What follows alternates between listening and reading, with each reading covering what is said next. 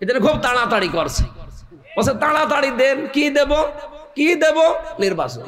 নির্বাচন তো দেব, আগে সংস্কার করে নেবেন না?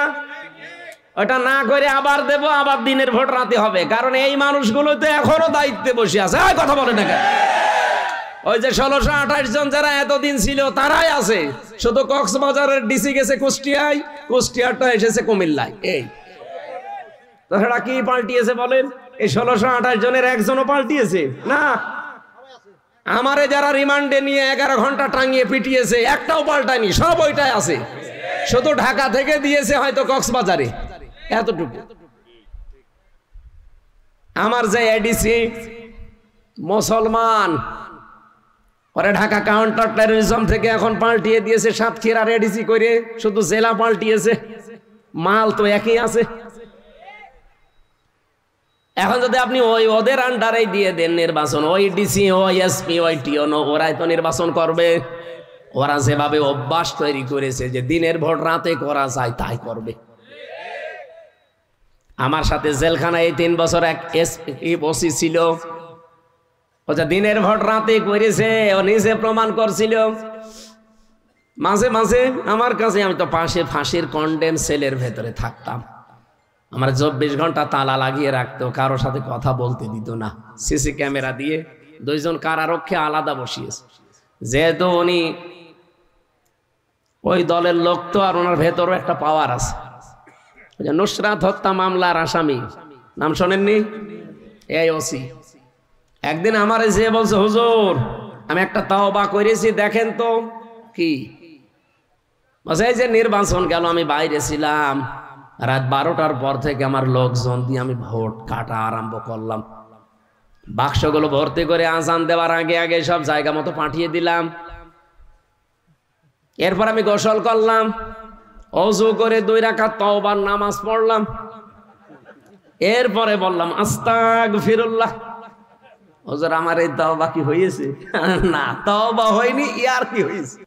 পশ্চিম পেতাস সওদাগর পাড়া তাফসির ময়দানে বিজেপি ক্যাম্প সংলগ্ন এ বিশাল মহতী অনুষ্ঠান সম্মানিত সভাপতি জনাব লিয়াকত আলী চৌধুরী ভুট্টু, চেয়ারম্যান ডক্টর বেলায়েত হোসেন চৌধুরী স্মৃতি পরিষদ, এ মাহফিলের প্রধান অতিথি, বিশেষ অতিথিবৃন্দ, অনেক মানুষের নাম আপনারা দিয়েছেন। বিশেষ করে আমার আগে যারা কথা বলছিলেন, বিশিষ্ট ইসলামিক চিন্তাবিদ, রাজনীতিবিদ, সাবেক মেয়র, আপনাদের এলাকার কৃতি সন্তান, আল্লাহ রাব্বুল আলামিন তার গোলামকে হায়াতে তাজ্জেবা সিহাতে কুল্লিয়া দান করুন, আমিন। যারা আলোচনা রাখলেন, বিশেষ করে মাওলানা শফিউল হক জিহাদি, মাওলানা হোসাইন মাহফুজ চুয়াডাঙ্গা, মাওলানা নুরুল হক আরমান সহ অন্যান্য সম্মানিত ব্যক্তিবর্গ, সামনে বসা মুসলমান ভাইরা, পর্দার আড়ালের সম্মানিতা মা এবং বোনেরা, প্রশাসনের ভাইরা, প্রাণ প্রিয় কক্সবাজারবাসী, যার মাধ্যমে এ পর্যন্ত আসলাম, আপনাদের এই পাশে রামু, ওনার নাম মোহাম্মদ আমিন সাহেব, তার মাধ্যমে আজকের মাহফিলটা আমি দাওয়াত পেয়েছিলাম। কোথায় কুষ্টিয়া, কোথায় কক্সবাজার। কোরআনের এই দাওয়াত নিয়ে, মিশন নিয়ে আমরা যারা আসি, আমাদের উদ্দেশ্য থাকবে কোরআনে কারিমের সঠিক কথাগুলো তুলে ধরা। আর যারা শুনবে তাদের দায়িত্ব কি? ওয়ানজালনা ইলাইকা যিকরা লিতুবাজ্জিনা লিন-নাস মা নুযিলা ইলাইহিম ওয়া লাআল্লাহুম ইয়াতাফাক্কারুন। সূরা নাহলের 44 নম্বর আয়াতের শেষের দিকে আছে। আল্লাহ তাআলা বলেন, হে নবী, এই কোরআন আমি আপনার প্রতি নাজিল করেছি এই জন্যে যে আপনি এটা দিয়ে মানুষের কাছে ব্যাখ্যা বিশ্লেষণ করে যত তথ্য আছে দুনিয়া আখেরাতে সব তুলে ধরবে। যারা শুনবে তাদের দায়িত্ব কি? ওয়ালা আল্লাহুম ইয়াতাফাক্কারুন, ওরা যেন বাড়ি যেয়ে এগুলো নিয়ে চিন্তা ভাবনা করে। তাহলে আমার দায়িত্ব সঠিকটা তুলে ধরা, আপনার দায়িত্ব এটা নিয়ে চিন্তা ভাবনা করে বাস্তব জীবনে আমল করা। কি কথা ঠিক আছে? এরকম একটা মহতী অনুষ্ঠানে যে আল্লাহ আমাদের নিয়ে আসলেন, খুশি হয়ে বলেন আলহামদুলিল্লাহ। এটা একটা নিয়ামত। কোরআনের আলোচনায় পৃথিবীতে সবচাইতে বড় নিয়ামত, নবীর ভাষায় আফদালুল ইবাদাতি তিলাওয়াতুল কোরআন। দুনিয়ায় যত নফল ইবাদত আছে সবচাইতে উত্তম নফল ইবাদতের নাম কোরআনে কারিমের তেলাওয়াত। আর আমরা সেগুলো এখানে করার জন্য বসেছি, না অন্য উদ্দেশ্য আছে আমাদের? না, নেই। যেহেতু নিয়ামত পেলে মানুষকে আল্লাহ দায়িত্ব দিয়েছেন তারা যেন শুকরিয়া আদায় করে। কি করে বলেন তো? আমাদের এই উপমহাদেশে এদিকে আমরা মনে করি শুকরিয়া আদায় মানে একেবারে টুটি পর্যন্ত খেয়ে একটা ঢেকর তুলে বলা যে আলহামদুলিল্লাহ হয়ে গেল। এটা তো একটা মাধ্যম, একটা বাক্য। কিন্তু শুকরিয়া যদি কেউ আদায় করতে চায় কমপক্ষে 3টা শর্ত তাকে মানা লাগবে। কোন নিয়ামতের শুকরিয়া আদায়ের মাধ্যম শর্ত কয়টা? বলেন। কোরআনে কারিমে সূরা ইব্রাহিমের 7 নম্বর আয়াতে আপনি পাবেন ওয়াইযা তাআযানা রাব্বুকুম লা ইন শাকারতুম লাযিদান্নাকুম ওয়া লা ইন কাফারতুম ইন্না আযাবি লাশাদীদ। আল্লাহ পাক বলেন স্মরণ করো ওই সময়ের কথা যখন তোমার রব আযান দিয়েছিলেন। আযান দিয়েছে কে? আযান মানে কি বলেন? ঘোষণা দেওয়া, আহ্বান করা, ডাকা। আল্লাহ পাক বলেন আমি আযান দিয়েছি। কি আযান দিয়েছি, কি ঘোষণা দিলাম? লা ইন শাকারতুম, যদি শুকরিয়া আদায় করো। এই যে লা ইন শব্দটা এসেছে আরবি গ্রামার অনুযায়ী যারা বালাগাত মান্তিক বোঝে, আমি প্রায় এখানে 17টা বিষয় পেয়েছি এই লাইনের ভেতরে। আল্লাহ পাক নিজে জানাতে চেয়েছেন যদি আমি আজকের সভাপতি সাহেবকে ভট্ট মিয়াকে যদি বলি ভাই আপনি কুষ্টিয়ায় যদি যান আপনার সাথে যাব, উনি যদি এখন না যায় আমার যাওয়া লাগবে। আমি শব্দ মাঝখানে যদি দিয়েছিলাম। আল্লাহ পাক বলেন লা ইন শাকারতুম, যদি কেউ শুকরিয়া আদায় করে নিয়ামতের, লাযিদান্নাকুম, লামে তাকিদ নুনে সাকিলা, 2টা গ্যারান্টি দিয়েছেন। তাও এত বড় কঠিন গ্যারান্টি আল্লাহ এর চাইতে আর শক্ত শব্দ কোরআনে নেই। লাযিদান্নাকুম, লামে তাকিদ নুনে সাকিলা দিয়ে আল্লাহ গ্যারান্টি দিয়েছেন অবশ্যই সেই নিয়ামত আমি দুনিয়া আখিরাতে বাড়িয়ে দেব। আজকে এখানে যারা বসে আছেন এটা যে নিয়ামত, আপনি প্রতিটি অক্ষরে কমপক্ষে 10টা নেকি পাচ্ছেন। আর যদি বুঝে শুনে আমল করতে পারেন বেগাইরে হিসাব কত পাবেন দুনিয়ায় কেউ জানে না, এটা আল্লাহ জানে। কক্সবাজার এলাকাতে কত লক্ষ লক্ষ মানুষ এখন আছে, কত মানুষ বিভিন্ন এলাকা থেকে হোটেলে এসে কোনো কাজও নেই, কোরআনের অনুষ্ঠান তাদের কানে অন্তত পৌঁছিয়েছে আহ্বানটা, এই আযানটা, ঘোষণাটা। আসতে পারে না, পেরেছে? আপনি যে আসতে পারলেন, কত কাজ আপনার জীবনেও ছিল সব বাদ দিয়ে আল্লাহ একটা সময় বের করে আপনাকে কোরআনের কিছু কথা শোনার, বোঝার এবং আমল করার মতো একটা মন আমাদেরকে আল্লাহ দিচ্ছেন। এই নিয়ামতটা পরবর্তী জীবনে আল্লাহ আরেকবার ফিরিয়ে দেবেন। আর আমরা জানি 3টা জায়গায় যদি কেউ দুনিয়াতে সময় ব্যয় করে, সম্পদ ব্যয় করে, মরণের পরে ওই সময়ের ওই সম্পদের হিসাব আল্লাহর কাছে দেওয়া লাগবে না। 1 নম্বরে যদি কেউ কোরআন প্রসারে, কোরআন কায়েমে, কোরআন শিক্ষায় ব্যয় করে সময় সম্পদ, ওই সময়ের ওই সম্পদের হিসাব আল্লাহ নেবেন না। আজকের এই আয়োজনে যত টাকা খরচ হয়েছে এই প্রসারের জন্য কোরআন এই শিক্ষার জন্য যারা এসেছে, ভট্ট মিয়া থেকে শুরু করে যারা এর সাথে জড়িত, এই সম্পদের হিসাব কিয়ামতে আল্লাহ যখন আরম্ভ করবে এটা বাইরে রাখবে। বাড়ি যেয়ে খেয়ে দিয়ে সুবহানাল্লাহ বলি। আপনি টের পাচ্ছেন কি বললাম? হিসাব বোঝেন? ফ্যাসিস্টদের এখন দোদক ধরছে, জীবন শেষ হয়ে যাচ্ছে তাদের হিসাব দিতে দিতে। তাও তো বিভিন্ন কায়দা কৌশল আছে বেঁচে যাওয়ার। কি কথা বলেন না কেন? দোদকের মামলা যদি কেউ খায়, দুর্নীতি দমন কমিশন ওরা যদি দুর্নীতি করে ওদেরকে ঠেকাবে কে? বাংলাদেশে আমরা আগস্টের 5 তারিখের পর থেকে আরো এটা বেশি দেখছি। অনেকে দুর্নীতিবাজদের ধরছে ঠিক, কিন্তু বিভিন্ন ফাঁকা দিয়ে তারা বের হয়ে চলে যাচ্ছে। তার মানে যারা দুর্নীতি দমন করবে তারাই যদি দুর্নীতি করে, তাদেরকে রক্ষা করার জন্য, বাধা দেওয়ার জন্য আবার আরেকটা লাগবে। তারাও যদি করে তাদের জন্য আরেকটা লাগবে, এবার আরেকটাই করেন। আল্লাহ পাক যে ফেরেশতা কিয়ামতের দিন হিসাবের জন্য আপনার সামনে দাঁড় করাবে, এমনকি নিজের সামনে আপনাকে দাঁড় করিয়ে বলবে, বল টাকা পয়সা কোথায় খরচ করলি আর কিভাবে উপায় করলি। মা তাযালু কদামা বানি আদম আবদি ইয়াউমাল কিয়ামাতি হাত্তা ইসালান 50 আন উমরিহি ফিমা আফনা ওয়া আন শাবাবিহি ফিমা আবলা ওয়া আম্মালিহি মিন আইনা ইকতাসাবাহু ওয়া ফিমা আনফাকাহু ওয়া আন ইলমিহি মাযা আমিলা ফি। মুত্তাফাকুন আলাইহি। হযরত আব্দুল্লাহ বিন মাসউদ থেকে বর্ণিত, বিশ্ব নবী নিজে জানিয়েছেন কিয়ামতের দিন আল্লাহ প্রতিটি বনি আদম সন্তানকে তার নিজের সামনে দাঁড় করাবে। ও কক্সবাজারবাসী, এখানে যারা আছি প্রত্যেককেই কিন্তু আলাদা আলাদা দাঁড় করাবে আল্লাহ। 5টা প্রশ্নের সঠিক জবাব দেওয়া ছাড়া কেউ সামনেও যেতে পারবে না, পেছনেও যেতে পারবে না, জায়গায় দাঁড়িয়ে থাকবে। এই সময়টা আমাদের জীবনে আসবে না। এই কথা বলেন না কেন? পরীক্ষা হবে সেই কত কোটি কোটি বছর পর, অথচ প্রশ্নপত্র আগেই ফাঁস হয়ে গেছে যে এই প্রশ্ন আসতে পারে। আমরা যারা অনার্স মাস্টার্স পর্যন্ত করে আসলাম, 1 থেকে মাস্টার্স পর্যন্ত কোনো দিন আমি পরীক্ষার আগের দিন প্রশ্নপত্র হাতে পাইনি। পেয়েছে না? যেদিন পরীক্ষা হবে ওই দিনও সকালে দেয় না, সকাল 10টায় পরীক্ষা আরম্ভ, 10টা বাজার 2 মিনিট আগেও দেয় না। দেয়?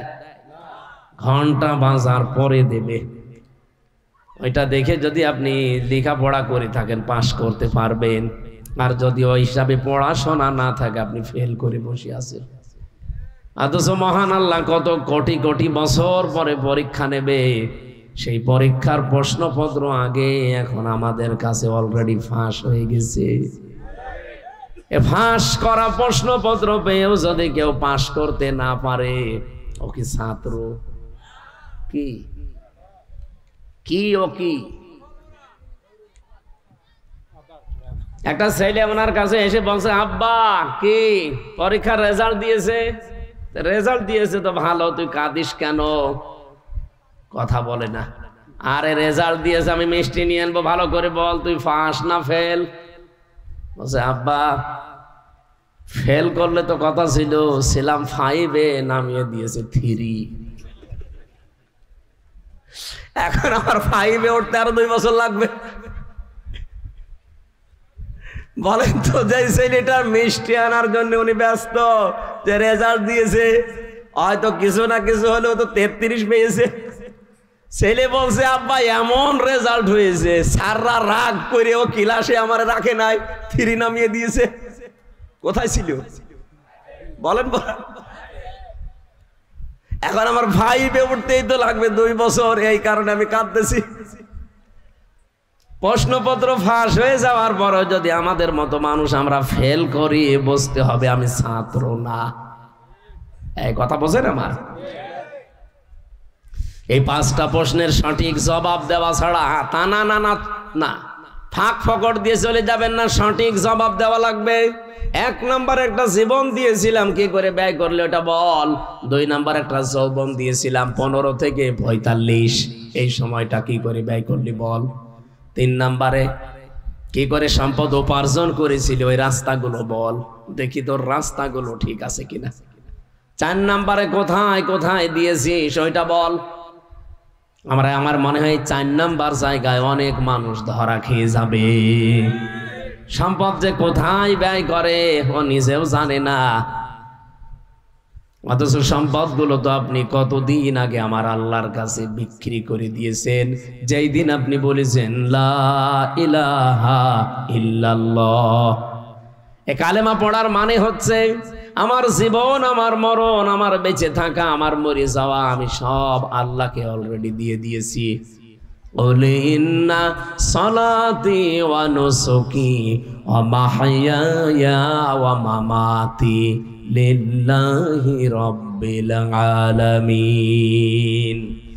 আল্লাহ পাক বলেন, যখন কালেমা মানুষ পড়ে তাকে এই কথা বলতে বলেন যে কুল ইন্না সলাতি ওয়া নুসুকি, আমার যত নামাজ কালাম আমি পড়ি, দৈহিক যত ইবাদত আছে এবং মালের যত ইবাদত আছে, এখানে নুসুক মানে শুধু কোরবানি না, নুসুকের অর্থ তিনটা। এদিকে তাকান। নুসুক মানে এক নম্বরে রক্ত প্রবাহ করা, যেটা আমরা কোরবানি বুঝি। দুই নম্বরে নুসুক মানে হজের কার্যকলাপ, যেটা কঠিন কাজ। তিন নম্বরে পৃথিবীর যত ইবাদত বন্দেগী আছে, আরবিতে তাকে নুসুক বলা হয়। এই যত রকমের কিছু আমি করেছি সব আল্লাহকে অলরেডি দিয়ে দিয়েছি। এমনকি আমি যদি বেঁচে থাকি আল্লাহর জন্য বেঁচে থাকবো, যদি মরেও যাই আমি আল্লাহর জন্য মরব। এই চারটা কথা বলার পরে আপনার কালেমার হক আদায় হবে। এটা নিয়ে আয়াতের ব্যাখ্যায় আমার আল্লাহ আর একটা আয়াত সূরা তাওবায় দিয়েছেন, ইন্নাল্লাহা আশতারা মিনাল মুমিনিনা আনফুসাহুম ওয়া আমওয়ালাহুম বিআন্না লাহুমুল জান্নাহ। অবশ্যই আমি আল্লাহ মুমিনের কাছ থেকে কিনে নিয়েছি তার জান আর তার মাল, বিনিময়ে আমি আল্লাহ তাকে জান্নাত দিয়ে দিয়েছি। আমার প্রশ্ন হচ্ছে, এখানে ক্রেতাকে আন্দাজে বলবেন না। ইন্নাল্লাহা আশতারা মিনাল মুমিনিনা, অবশ্যই আমি আল্লাহ নিজে ক্রয় করেছি। সুতরাং ক্রেতা যে সে না দুনিয়ায়, কে? আরো জোরে বলেন। আল্লাহ নিজে স্বয়ং ক্রেতা বিক্রেতা। আমরা বললেন কি করে আপনি? না, আমি না, আমি না, আমরাও না, মিনাল মুমিনিনা। আল্লাহ বলেন আমি জাত তার কাছে কিনতে চাই না, আমি কিনতে চাই শুধু মুমিনের কাছ থেকে। এখন আপনি যদি বলেন আমি মুমিন না, মানে আমি আব্দুল মুমিন, আপনি আব্দুল মুমিন হতে পারেন, কিন্তু মুমিন হওয়ার জন্য কিছু শর্ত লাগে। নবীজিকে সাহাবী প্রশ্ন করলেন, হে নবী, আমি যে মুমিন এটা আমি টের পাবো কি করে? বিশ্ব নবী বলেন, ইদা সাররাতকা হাসানাতুকা ওয়া সাআতকা সাজ্জিআতুকা ফা আনতা মুকমিন। যখন তোমার ভালো কাজগুলো তোমাকে আনন্দ দেবে। আজকে এই যে কাজটা সত্যি করে মন থেকে বলেন তো, এটা কি ভালো কাজ না মন্দ কাজ? এটা কাজে আনন্দ লাগবে, ভালো লাগবে, খুশি লাগবে তাদের যাদের ঈমান আছে। আর এইটাও দেখে অনেকের রাগ হচ্ছে, কি অনেকের খারাপ লাগছে, অনেকের সমস্যাও হচ্ছে, কারণ ভালো কাজ সবার কাছে ভালো। বলেন বলেন, হাদিসটা কি ছিল? যখন তোমার ভালো কাজগুলো তোমাকে আনন্দ দেবে আর অন্যায় কাজ দেখলেই তোমার ভেতর থেকে একটা বাধা আসবে, ফাংতা মুকমিন, তখন বুঝবে যে তোমার ঈমান আছে। আপনি বলেন তো আপনার কিরকম মনে হয়? না, এই 15.5 বছরে আমরা অনেক ভালো কাজে বাধা দিতে দেখি নাই। আপনি কি ঘুমাচ্ছেন? কোথায় কুষ্টিয়া, কোথায় কক্সবাজারের টেকনাফ, 1000 কিলোমিটার। এত দূর থেকে আমি আসার পরে মাহফিলে আমার উঠতে দেয়নি, বলে দরকার নেই, আপনি আবার ফেরত যান। এতটুকু যদি বলতো হুজুর ওঠার দরকার নেই, বাড়ি চলে যান, তাও তো দোয়া করে চলে যেতাম। শয়তানরা আমার 1 কিলোমিটার তাড়িয়েছে। সে মাঠের ভেতর দিয়ে দৌড়াতে দৌড়াতে কোথায় উঠেছি আমি নিজেও জানি না। অবশ্যই আল্লাহু আকবার, নাউজুবিল্লাহ না বলে আল্লাহু আকবার। আমি দৌড়ানি খেয়ে মরি আর আল্লাহ। তার মানে এখানে বোঝা যাচ্ছে যে আমরা ভালো কাজে সবাই আনন্দ পাই না, এমনকি অন্যায় কাজেও সবার কষ্ট লাগে না, লাগে না। অনেকে অন্যায় কাজ করছে আনন্দ নিয়ে, কি কথা বলে না কেন? এই যে আনন্দ যদি আপনি অন্যায় কাজ করে পান, আর এই আনন্দ যদি একটা হয়, এদিকে তাকান, হয়নি, আবার তাকান। আপনি পৃথিবীতে যদি আনন্দ পান কোনো কাজে, ওই কাজটা যদি হয় কোনো অবৈধ কাজ, এ পর্যন্ত বোঝা যায়নি। না না, ভাষাটা কঠিন হয়ে যাচ্ছে, আমি সহজ করে বলছি। আপনি যদি আনন্দ পান কোনো কাজে, সুখ পান, কিন্তু কাজটা যদি হয় অবৈধ, আপনি কোন দিকে তাকিয়ে আছেন? আমি তো মনে হচ্ছে এদিকে তাকাননি। ভালো করে আমি আবার বোঝাচ্ছি, আমি রিপিট করছি বারবার, এখানে কারণ আছে। নবীজি একটা কথা গুরুত্বপূর্ণ হলে 3 বার বলতেন, কি? কিন্তু বিনা কারণে উনি কোনো কথা বলতেন না। নবীজির জীবনে এটা ছিল না, কোনো কথা এমনি বিনা কারণে বলতেন না, কিন্তু যদি কারণ হয়, গুরুত্বপূর্ণ হয়, 3 বার পর্যন্ত বলতেন। আমি এই যে রিপিট করছি বারবার এই কারণে, আল্লাহ নিজে এই আয়াতটা রিপিট করেছেন। আপনার সুখ যদি পৃথিবীতে কোনোটা অবৈধভাবে আপনি ভোগ করেন, আনন্দ ভোগ করেন, কিন্তু আনন্দটা, সুখটা বৈধ না অবৈধ, একটা অবৈধ সুখ ভোগ করার কারণে এই পৃথিবী আর আখেরাত মিলে 70টা দুঃখ আপনাকে আল্লাহ ভোগ করাবে। আজ কক্সবাজারের হোটেলে, সমুদ্র সৈকতে কত মানুষ বাংলাদেশের বিভিন্ন জায়গা থেকে কার কাকে নিয়ে এসেছে ও জানে আর আল্লাহ জানে। আপনারা হয়তো এসব জানেন না বা করেনও না, কিন্তু যারা নিয়ে এসেছে, এই যে আনন্দ পাচ্ছে, তারা সুখে আছে। কেউ নিয়ে এসেছে তার শালীকে, কেউ তার ভাবিকে, কেউ অন্যের বউ নিয়ে এসেছে নিজের বউ বলে। আমি কি বেশি বলে ফেলছি? এরকম আছে না? আপনি এখনই রেট দেন, 1000 না হাজার হাজার পাবেন সারা কুষ্টি কক্সবাজার। এটা কি ওরা আনন্দ নেই, সুখে নেই? বলেন না কেন? এই সুখটা কি বৈধ? বলেন। আমি শুনলাম নাকি উনি নাকি মাইক দিয়েছে বিভিন্ন জায়গায়, এই জন্য বলছে যেন আওয়াজটা, যারা এখন আনন্দ অলরেডি করছে, যেন একটু আওয়াজ যায়। একটা অবৈধ সুখ যদি ভোগ করেন, একটা আনন্দ ভোগ করেন, একটা আনন্দ ভোগ করার কারণে আপনাকে 70টার সামনে দুঃখ ভোগ করা লাগবে। সুতরাং যারা ভাবি নিয়ে এসেছেন, অন্যের বউ নিয়ে এসেছেন, তাড়াতাড়ি বাড়ি দিয়ে আসেন। আপনি মুরব্বী মানুষ, আপনি বসবেন না। যারা বোঝার তারা বুঝেছেন। আমি এখান থেকে একটা উদাহরণ টানতে চাই। এই 15.5 বছরে যারা অবৈধ সুখ ভোগ করেছেন, একটা, আপনার ক্ষতি হবে দুনিয়া আখেরাত মিলে কয়টা? বলেন বলেন। এই আসনের যিনি এমপি ছিলেন, আমি নাম জানি না, কিন্তু আমি এতটুকু জানি উনি নির্বাচনে নির্বাচিত এমপি না, বিনা ভোটের এমপি। আমি এতটুকু জানি, কারণ আমার নিজেরটাই তো আমি জানি। আমার এখন 33 বছর বয়স, 92 সালে আমার জন্ম। আমি যদি 18 বছর থেকে ভোট দিতে আরম্ভ করতাম, 3 বার ভোট দিতে পারতাম, একবারও পারি নাই। এই জন্য বলছে যে অন্তত এই 15 বছরে যারা এমপি ছিল, এরা প্রত্যেকটাই অবৈধ। আর আসতে বলেন, এরকম কোন অবৈধ সুখ আর কেউ সামনে ভোগ করতে চান? তো অনেকে চাচ্ছে, এজন্য খুব তাড়াতাড়ি করছে, বলছে তাড়াতাড়ি দেন। কি দেব? কি দেব? নির্বাচন। নির্বাচন তো দেব, আগে সংস্কার করে নেবেন না? ওটা না করে আবার দেব, আবার দিনের ভোট রাতে হবে। কারণ এই মানুষগুলো তো এখনো দায়িত্বে বসে আছে। কথা বলে না কেন? ওই যে 1628 জন যারা এতদিন ছিল, তারাই আছে। শুধু কক্সবাজারের ডিসি গেছে কুষ্টিয়ায়, কুষ্টিয়ারটা এসেছে কুমিল্লায়। এই তাছাড়া কি পাল্টিয়েছে বলেন? এই 1628 জনের একজনও পাল্টিয়েছে না। আমারে যারা রিমান্ডে নিয়ে 11 ঘন্টা টাঙিয়ে পিটিয়েছে, একটাও পাল্টায়নি, সব ওইটাই আছে। শুধু ঢাকা থেকে দিয়েছে হয়তো কক্সবাজারে, এতটুকু।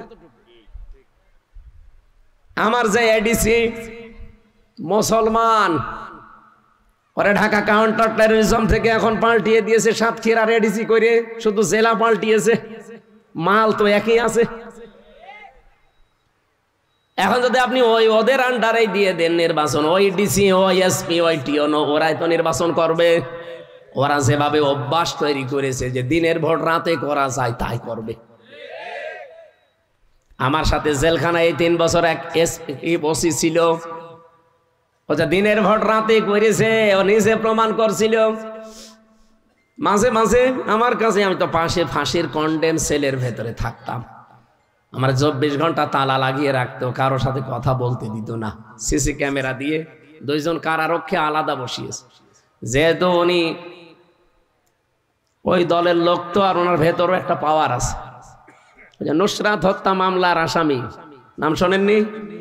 এই ওসি একদিন আমার যে বলছে, হুজুর আমি একটা তাওবা করেছি, দেখেন তো। কি বলছে? এই যে নির্বাচন গেল, আমি বাইরে ছিলাম, রাত 12টার পর থেকে আমার লোকজন দিয়ে আমি ভোট কাটা আরম্ভ করলাম। বাক্সগুলো ভর্তি করে আজান দেওয়ার আগে আগে সব জায়গা মতো পাঠিয়ে দিলাম। এরপর আমি গোসল করলাম, ওযু করে 2 রাকাত তাওবার নামাজ পড়লাম। এরপরে বললাম আস্তাগফিরুল্লাহ। হুজুর আমার এই তাওবা কি হয়েছে? না, তাওবা হয়নি, ইয়ার কি হয়েছে? এর নাম কি তাওবা? আপনি কি দোষ আল্লাহর কাছে করেছেন যে আস্তাগফিরুল্লাহ পড়ছেন? দোষ করেছেন আপনি হামজার কাছে। এমপি বানাতে 3.5 লাখ 4 লাখ হামজা লাগে, তাদের সব ভোট আপনি নিজেই দিয়ে দিলেন। তাহলে আমি তাওবা করবো কি করে? হ্যাঁ, আপনার তাওবার একটা পদ্ধতি আছে। আপনার তো 8 বছর জেল, বের হয়ে যখন যাবেন, আপনি তো ভেনির দায়িত্বে ছিলেন, তখন ওই 2 থানা মিলে যত মানুষ বাস করে ভোটাররা, যাদের ভোট আপনি নিজেই দিয়ে দিয়েছেন, এই 3.5 থেকে 4 লাখ মানুষের কাছে যে মাফ চাবেন যে ভাই আমার ভুল হয়ে গেছে, আপনারা আমারে মাফ করে দেন।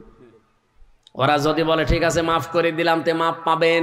যদি বলে না, প্রত্যেকে একটা করে থাপ্পড় দেব, তাই খাবেন। কি কথা বলছেন না কেন? আরে ভাই, দুনিয়ায় একটা থাপ্পড় খেয়ে যদি মাফ করে দেয় দাও তো ভালো, কিন্তু কিয়ামতের দিন তো 70টা ঝামেলায় পড়বেন। যদি ওরা মাফ না করে, ওরা যা বলবে আপনাকে তাই করা লাগবে দুনিয়ায়, কারণ এটা আল্লাহর হক না, এটা বান্দার হক। হক্কুল ইবাদ একটা আর হক্কুল্লাহ একটা। আপনি আস্তাগফিরুল্লাহ পড়বেন কখন? যখন আল্লাহর হক নষ্ট করবেন। আর বান্দার হক যখন নষ্ট করবেন, আস্তাগফিরুল্লাহ হবে না, যার কাছে দোষ করেছেন তার কাছে মাফ চাওয়া লাগবে। সবচাইতে ভয়ঙ্কর বিষয় আপনার জন্যে, আপনি 8 বছর পরে জেল থেকে বের হয়ে দেখবেন এই 3.5 লাখ 4 লাখ হামজার মতো মানুষ অনেকেই দুনিয়া থেকে বিদায় হয়ে গেছে। আপনি তাদের কাছে মাফ চাবেন কি করে? সুতরাং এই জালেমাকে টিকিয়ে রাখার জন্য যারাই চেষ্টা চালিয়েছেন, ডাইরেক্ট ইনডাইরেক্ট, প্রত্যেকের জীবনে কলঙ্ক, প্রত্যেকের সামনে ধরা খাবেন। একটা একটা সুখ যারা পেয়েছেন, এক একটা সুখের জন্যে 70টা দুঃখ আপনার কপালে দুনিয়া আখেরাত মিলে আল্লাহ লিখে রেখেছে। এবার আপনি ওইগুলো পাবেন, এরপরে অন্য কিছু। আমি তো আপনাদের এমপির নাম জানি না, এই জন্য উনি চেয়েছিলেন না কেন। উনি যেহেতু এই 15 বছরে এমপি হওয়ার পর, বলেন তো উনি তো বৈধ না অবৈধ এমপি? এই অবৈধ এমপি থাকাকালীন কোনো সুখ পায়নি, কোনো শান্তি পায়নি। এই সুখগুলো শান্তিগুলো কি বৈধ না অবৈধ? বলেন বলেন। যত অবৈধ সুখ এই 15 বছরে পেয়েছে উনি, যত নাম কাম পেয়েছে, যত মাল কামিয়েছে, নাকি উনি ফেরেশতা ছিল? এই 15 বছরে যত কিছু করেছে, যদি 50টা সুখ পায়, কয়টা? আরো জোরে বলেন। 15.5 বছর মিলে মাত্র 50টা আনন্দও যদি করে দুনিয়ায়, 50টা সুখও যদি ভোগ করে, সুখগুলো সব ছিল কি অবৈধ? আরো জোরে। এক একটার জন্য দুঃখ হবে কয়টা? 70টা। তাহলে 50টায় আপনি একটু গুণ করেন, 3,500। 3,500 দুঃখ তারা দুনিয়ায় পাবে। শুধু এই আসনের এমপি না, এরকম 1628 জন মানুষ দায়িত্বে ছিল বাংলাদেশের, প্রত্যেকের কপালে এটা আসবে। এটা সূরা আলাম নাসরর 5 এবং 6 নম্বর আয়াত, কেউ খণ্ডন করতে পারবেন না। ফাইন্না মাআল উসরি ইসরা, ইন্না মাআল উসরি ইসরা। অবশ্যই কষ্টের পরে সুখ, অবশ্যই কষ্টের পরে সুখ। আল্লাহ রিপিট করলেন 2 বার। আল্লাহ কষ্টের আগে আলিফ লাম দিলেন, এর আগে মা দিলেন। যে কষ্টের আগে আলিফ লাম দিয়ে নির্দিষ্ট করে দিলাম মারেফা, কষ্ট যদি হয় তোর একটা। ইসরা, এর আগে আলিফ লাম নেই, এটা অনির্দিষ্ট না কেরা। এই জন্য পৃথিবীতে একটা সুখ যদি কেউ অবৈধভাবে ভোগ করেন, আপনাকে কষ্ট পাওয়া লাগবে দুনিয়া আখিরাত মিলে কমপক্ষে কয়টা? আরো জোরে। ও কক্সবাজারে বিভিন্ন রকমের যারা এসেছেন, কত সুখ আপনি ভোগ করছেন বলেন? আপনার কপালে যে সামনে ৭০টা করে দুঃখ আসবে না? আমি আর নিচে নামলাম না। এরপরেও যদি কেউ না বোঝার ভান করে থাকেন, এদিকে আসেন, আসেন আসেন। এত সহজ বাংলা বলার পরেও যদি কেউ না বোঝে, হুজুর আমি এখনো বুঝি নাই, কানের নিচে এমন জোরে দুইটা দেব না, আপনি সব বুঝতে পারবেন। আমার এই কথার সামারাইজ কি? অবৈধভাবে কোনো শোক ভোগ করা যাবে? যারা পরকীয়া প্রেম করেন, এটা কি শোক পায় না মানুষ? শোক না পেলে ২-৩ সন্তানের ছেলে মেয়ে সব রেখে আল্লাহর রাস্তায় চলে যায় কি করি? অবশ্যই শোক পায়। কথা বলে না কেন? এই শোকটা কি বৈধ না অবৈধ? এরকম যত রকমের অবৈধ সুখ আছে দুনিয়ায়, যত রকমের অবৈধ শান্তি আছে, একটা ভোগ করবেন, ওর বিনিময়ে আপনাকে কমপক্ষে ৭০টা দুঃখ ভোগ করা লাগবে। যারা টেলিভিশনে, মোবাইলে, কম্পিউটারে, ল্যাপটপে উল্টা পাল্টা সিনেমা দেখেন, উলঙ্গ অর্ধ উলঙ্গ সিনেমা যারা দেখেন, নাচ গান দেখেন, আনন্দ পান না পান না? এটা কি বৈধ আনন্দ না অবৈধ? আরো জোরে বলেন। এক একটার জন্য ৭০টা দুঃখ সামনে লেখা হয়ে গেছে। এখন চিন্তা করেন আপনি লোড নিতে পারবেন কিনা।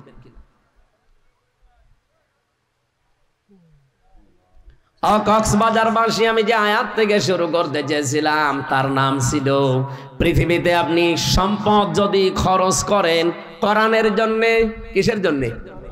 আরো জোরে বলেন। ২ নাম্বার আপনার পরিবারের জন্য, ৩ নম্বরে জিহাদের ময়দানে দিন কায়েমের জন্য যারা দুনিয়াতে চেষ্টা করে, নিজে যদি যেতে না পারেন, সময় না পান, যারা কাজ করছে তাদের পেছনে খরচ করবেন। এই ৩টা জায়গায় খরচ করলে নবীজি বলেন কিয়ামতের দিন ওই সম্পদের, ওই সময়ের হিসাব আল্লাহর কাছে দেওয়া লাগবে না। বলেন সুবহানাল্লাহ।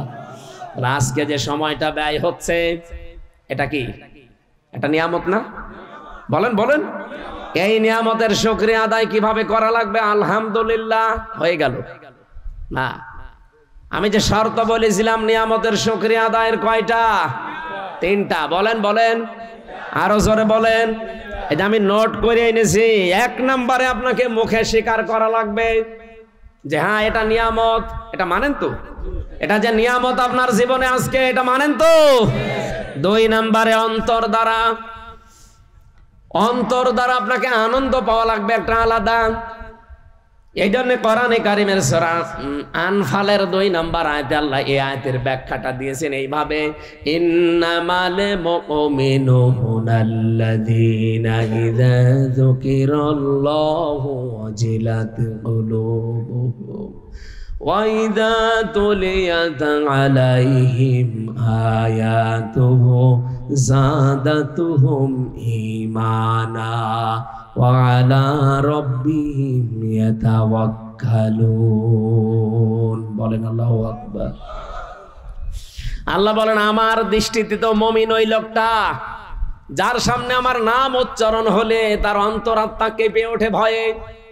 ২ নম্বরে আমার কোরআনের আয়াত যখন তাকে তেলাওয়াত করে বোঝানো হয়, তার ঈমান যতটুকু আছে ঈমান আরো বেড়ে যায়। আর বাড়ি যাওয়ার সময় তারা সিদ্ধান্ত নিয়ে বাড়ি যায়, আল্লাহ এখন থেকে ভরসা করব তোমার প্রতি। কার প্রতি? এই আয়াতে 3টা কথা পেলাম। আমার এর আগের আয়াতে ছিল আপনার অন্তর দ্বারা আপনি একটা আনন্দ পাবেন। এই যে ওয়াজিলাত কুলুবুহুম, আপনার অন্তরাত্মায় একটা আনন্দ লাগবে, একটা কাঁপ ধরবে। এটা কি? তাফসিরে মুফাসসিরিন ইকরাম লিখেছেন প্রতিটি মানুষের বাম স্তনের নিচে একটা গোস্তের টুকরা আছে। এই গোস্তের টুকরা এটা একটা কাঁপ ধরবে, আনন্দ লাগবে এখানে যখন নাচানাচি করবে। ২ নম্বরের শরীরের ভেতরে যতগুলো পশম আল্লাহ দিয়েছেন, প্রতিটি পশম দেখবেন আনন্দে খাড়া হয়ে যাবে। আপনি দেখেন, আর ভেতরে একটা অজানা অনির্বচন সুখ আল্লাহ আপনাকে আলাদা দান করবে। কি বললাম শব্দটা? একটা আলাদা অনির্বচন সুখ, এটা এই কক্সবাজারে কিনতে পাওয়া যাবে না, এটা আল্লাহর পক্ষ থেকে সরাসরি আসে। এই অনির্বচন সুখ, এটা উদাহরণ দিতে গিয়ে আমি পেয়েছি। এই যে মুরগির বাচ্চারা সিল থেকে, কোন দুশ্মন থেকে নিজের বাচ্চাকে রক্ষা করার জন্য এভাবে নিজের পাখাকে ডাউন করে দেয়, এরপরে ফল করে, কি করে না? মুরগির বাচ্চারা যখন নিজের পাখাকে এভাবে ডাউন করে দেয়, ফল করে দেয়, দেখবেন বাচ্চাগুলো নিচে এসে আশ্রয় নিয়ে একটা কিচির মিচির আওয়াজ দেয়। এইটাকে বাংলায় বলা হয় অনির্বচন সুখ। তারা মনে মনে ভাবে তার মাকে এই কিচির মিচির আওয়াজ দিয়ে জানাতে চায়, মা এতক্ষণ চাইছিলাম, এখন যেখানে আছি কেউ আমাদের আর দেখতে পারছে না, আমাদের বিশ্বাস হয়ে গেছে তোমার এই আঁচলের নিচে থাকাকালীন কেউ আমাদের ক্ষতি করতে পারবে না। এটা একটা আনন্দ পায় আলাদা, ওই আনন্দ যাকে তাকে আল্লাহ দেয় না। ওরা যেহেতু সব দিক থেকে নিরাপত্তা পেয়ে গেছে, এই জন্য আনন্দটা পায়। আমরা যদি সত্যি আল্লাহর আয়াত শোনার পরে রব্বুল আলামিন আমাদের ঈমান যখন বাড়িয়ে দিতে থাকবে, একটা আলাদা শান্তি পাবেন, যে শান্তি চার দোকানে বসে যারা গল্প করছে, যারা গেজাচ্ছে, তারা এই আনন্দটা পাবে না। কি কথা বলছেন? অজিলাত কুলুবুহুম, অন্তরাত্মায় কাঁপ ধরবে, পশমগুলো খাড়া হয়ে যাবে, অনির্বচন একটা আলাদা সুখ আপনি অনুভব করবেন। তাহলে নিয়ামতের শুকরিয়া আদায়ের দ্বিতীয় শর্ত এটা। আর আমার বিশ্বাস আমরা এখানে যারা মন দিয়ে কোরআন শুনছি তারা এটা পাচ্ছি না? 3 নম্বরে পেয়েছি আল্লাহর দেওয়া নিয়ম নীতি মেনে নেওয়া। এখন এই আয়াতের ভেতরে কি নিয়ম নীতি দেওয়া আছে, এইটা শোনার পরে যদি আপনার প্র্যাকটিক্যাল লাইফে আপনি মেনে নিতে পারেন, তাহলে আপনি নিয়ামতের শুকরিয়া আদায় করলেন। আর নিয়ামতের শুকরিয়া যদি কেউ আদায় করে, কমপক্ষে আমার আল্লাহ কিছু না করলেও ওইটা জীবনে আবার বাড়িয়ে দেবে। তার মানে আবার আরেকবার ফিরে আসবে জীবনে, আপনি আবার কোরআনের সাথে সময় দিতে পারবেন, আবার কোরআনের পেছনে শ্রম দিতে, অর্থ খরচ করার সুযোগ পাবেন। ওয়ালা ইন কাফারতুম, যদি কুফরি করো, কুফরি কাকে বলে? বাংলা অর্থ কুফরি শব্দের অর্থ হচ্ছে ঢেকে ফেলা। কি করা? এই যে যারা চাষ করে খায়, যারা বিভিন্ন জিনিস চাষ করে, তাদেরকে আরবিতে বলা হয় কাফের। এখন যদি যারা এই যে ধান লাগায়, ওরে যদি বলেন এই কাফের, ও আপনার ছাড়বে। অথচ আরবিতে কিন্তু আরবি দেশ হলে ওরে কাফেরই বলতাম। কাফের মানে ঢেকে ফেলা, গোপন করা। ও যেহেতু বীজকে মাটির ভেতরে ঢেকে ফেলে, গোপন করে দেয়, এই জন্য আরবিতে ওর নাম কি? কাফের। বলেন কি বুঝলেন এখান থেকে? ওয়ালা ইন কাফারতুম, যদি তোমরা কুফরি করো, আমার নিয়ামতকে জানার পরে, শোনার পরে, দুনিয়ার কোন স্বার্থ পেয়ে যদি গোপন করে দাও, ঢেকে রাখো, জানতে না দাও, প্রকাশ না করো। আল্লাহর নিয়ামত কি ছিল আজকে? এখান থেকে আমি প্রথমে শব্দ বলেছিলাম যে আমার দায়িত্ব সঠিকটা তুলে ধরা, আর আপনার দায়িত্ব এইটা নিয়ে বাড়িয়েছে চিন্তা ভাবনা করা। আমার যে তেলাওয়াত কিন্তু আয়াত আছে সূরা হুজুরাতের 12 নম্বর আয়াত, আর যে হাদিস আছে, ওই হাদিসের ব্যাখ্যা অনুযায়ী যতটুকু জানবেন, আমি যতটুকু জানি বলবো, আপনি যতটুকু শুনবেন অতটুকু বাড়িয়ে চিন্তা ভাবনা করবেন। এটা যদি কেউ না করে, না এগুলো সব করতে গেলে তো আমার অনেক কিছু হারানো লাগবে, এটার নাম কাফের। আমার কথা বোঝা গেছে না? তাহলে আপনি নিজেও আজকে কাফের হয়ে যেতে পারেন। যা জেনেছেন এটা যদি আপনি নিজে না মানেন, না প্রচার করেন, গোপন করে রাখেন, দুনিয়ার কোনো স্বার্থ পেয়ে যদি বলে চেপে রাখেন, না দরকার নেই, দিনকাল ভালো না।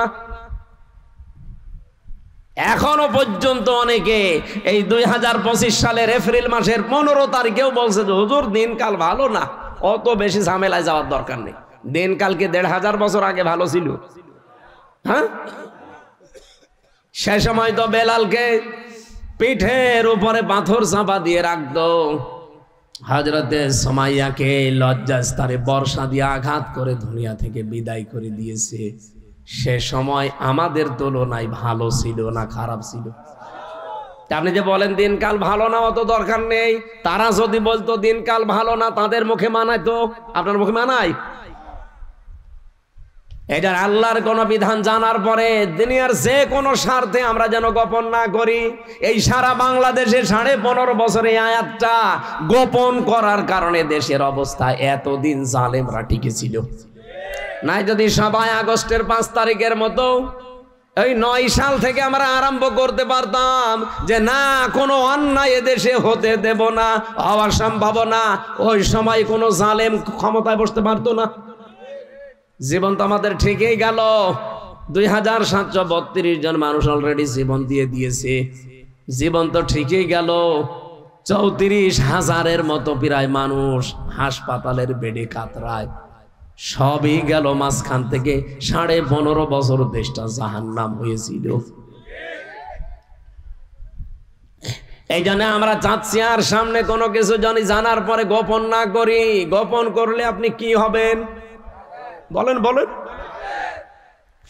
ইন্নাল্লাযীনা ইয়াকতুমুনা মা আনজালনা মিনাল বায়্যিনাতি ওয়াল হুদা মিন বা'দি মা বায়্যানাহু লিন-নাসি ফিল কিতাব উলাইকা ইয়ালআনুহুমুল্লাহ ওয়া ইয়ালআনুহুমুল লাঈনুন। সূরা বাকারা 2 নম্বর পারা 3 নম্বর পৃষ্ঠা 4 নম্বর লাইনে আছে 159 নম্বর আয়াত। আল্লাহ বলেন, নিশ্চয় যে বা যারা ইয়াকতুমুনা, কাতামা ইয়াকতুমু মানে গোপন করা। এটা মজারে, বর্তমান ভবিষ্যৎ, প্রেজেন্ট ফিউচার। এখন যারা করছেন, ভবিষ্যতেও যারা করবেন। কি করবে? মা আনজালনা, যা আমি আল্লাহ নাজিল করেছি, মিনাল বায়্যিনাতি ওয়াল হুদা, স্পষ্ট দলিল আর প্রমাণ দিয়ে, হেদায়েত সহকারে। এ কোরআনে আল্লাহ যা দিয়েছেন বলেন তো সব স্পষ্ট না অস্পষ্ট? স্পষ্ট এই কিতাবের কথাগুলো যারা দুনিয়ার কোন স্বার্থে গোপন করে রাখে, বলতে চায় না, প্রচার করতে চায় না, এর হক আদায় করে না। আল্লাহ বলেন উলাইকা ইয়ালআনুহুমুল্লাহ, না না, মা আনজালনা মিনাল বায়্যিনাতি ওয়াল হুদা মিন বা'দি মা বায়্যানাহু লিন-নাসি ফিল কিতাব, যেগুলো আমি মানুষের কাছে খোলা খুলি বর্ণনা করার জন্য আদেশ দিয়েছি। আজ বাংলাদেশে হাজার হাজার আলেম জানার পরও সঠিক কথাটা বলতো না, বাতিলের 5 গোলাম ছিল। এই মাওলানা ফরিদউদ্দিন মাসুদ, মাওলানা কফিলউদ্দিন সরকার, সালেহি, এই কথা বলছেন না, আমি বানিয়ে বলছি। তারা টাটকা জিন্দা জালেমকে বলতো এই জান্নাতের সার্টিফিকেট প্রাপ্ত মানুষ। এমনও কথা আমি শুনেছি, বলেছে মাননীয় প্রধানমন্ত্রী, আপনার জান্নাতে অধিকার আছে, মনে হচ্ছে জান্নাতের বাবার আরো দিয়ে দিচ্ছে।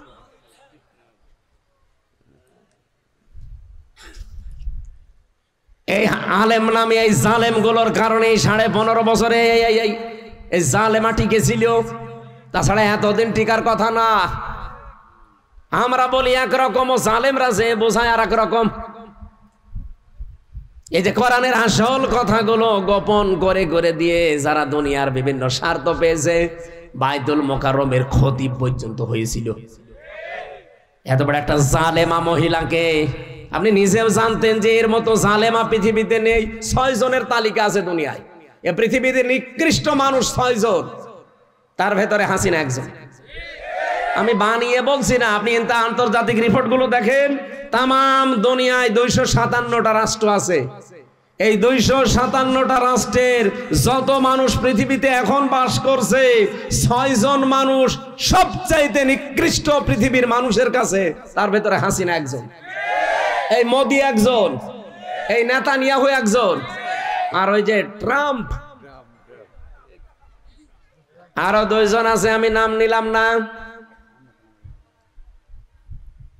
এত বড় জুলুম পৃথিবীতে আর কেউ করে না। হাসিনার নামটা এসেছে শুধু আয়না ঘর বানানোর কারণে। মানুষ এত নিচে নামতে পারে? আরে ভাই, আপনি তো নিজে বাস্তবতা বোঝেননি। আমি নিজেও 10 দিন ছিলাম আয়না ঘরে, তাও মিনিটাই, ছোটটাই। আর বড়টাই যারা ছিল, বিগটাই, কি অবস্থা তাদের। আমার সাথে ছেলে একজনকে দিয়েছিল, তার নাম মাওলানা মুফতি ফখরুল ইসলাম। আল্লাহর এই বান্দা আমারে মাঝে মাঝে বলতো, হামজা ভাই আপনার সাথে আয়না ঘরে কি করেছে আমি জানি না, তবে আমার সাথে কি করেছে এই পায়ের ভেতরে এভাবে হাত দিয়েছে, সামনে যে লোহার ব্যারিকেড আছে ওর সাথে হাত লাগিয়ে সেকল দিয়ে তালা লাগিয়ে দিয়েছে। 24 ঘন্টা এভাবে বসে থাকা, 24 ঘন্টা শোয়া কারে বলে আমি জানি না। 24টা ঘন্টার ভেতরে মাত্র 1.5-2 মিনিট সময় দিত টয়লেট করার জন্য। সকালে কয়েকটা পচা ছোলা দিয়ে যেত, আর দুপুর বেলা 1 মুঠ ভাত দিত, তাও মনে হচ্ছে কেউ মাখিয়ে দিয়েছে। আমি দেখতাম মাঝে মাঝে ওই ঘর তো এমনি ছোট, আমি তো ফাঁসির কন্ডেম ছেলে, এদিকে 3.5 হাত, এদিকে 2.5 হাত, এতটুকু একটা জায়গা, তারপর আবার সামনে টয়লেট দেওয়া। জেলা কারাগার গুলোতে এগুলো নেই, ওগুলো হাই সিকিউরিটি জেলে আছে।